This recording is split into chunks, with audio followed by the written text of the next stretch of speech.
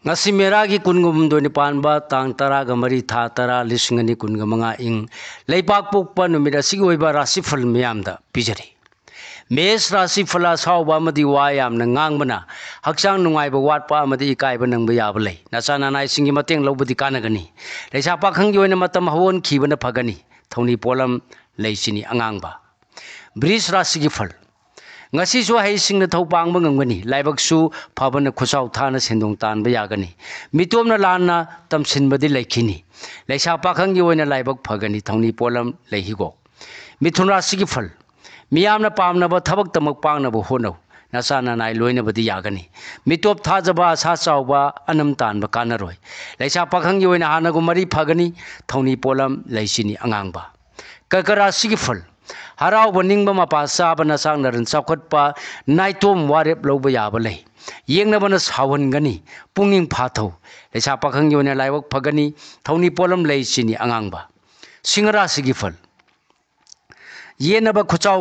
khutchau ba madi miwa lobudi mangani ngang sakpa heiba thona phudokpa kanagadaba landabana chakhatpadi lei leisa pakhang yona misang leigani thoni polam lei higo Kanya rasi gi phal ningba mapa chana khuchau thaba matang sagani arapaga mateng launa ba sakhutkani miyamna pamna ba numini napan di tathi leisa pakhang gi oina nungsibana chali thoni polam leichini angangba tula rasi gi phal thabak pangani laibak phagani maruma pang amadi nasana nagi mateng phangjagani wanom thonom di kanaba watkani phinganu leisa pakhang gi oina ningba thungani thoni polam leichini angangba Brisi rasi gi phal ninga nadabana lan phangnabagi pambaini naitong wa tuppa yagani ikai khumnabi gani poram sindokpa yagani yenabadi pharoi leisa pakhang gi oina hena sa chaukhinu thoni polam lei angangba dhanu rasi gi phal nasana nai mayeng taba yenabana kana phang khangdaba ningba mapa sadabadi leigani adubu landabana di mangba leiroi thabaksu pangani leisa pakhang gi oina laibak leite thoni polam lei higo Makara sigi phal laibak phagani imung manung wa tanabana chakhut kadaba numini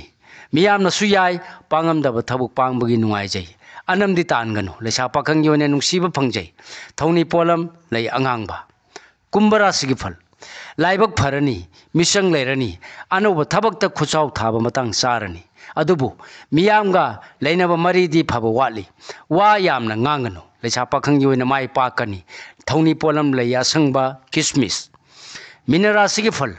asau bana mangoi narabadi na chang naran mayeng tagani ingthau maruma pangi mateng lobadi kanagani amadi ngangmada mina taningani leisa pakhang yone kai khumnabi gani thoni polam lei chini angangba matang asida lojare mayam da pijaba ngasi gi oiba rasi phal punakpu amuka na khurumjari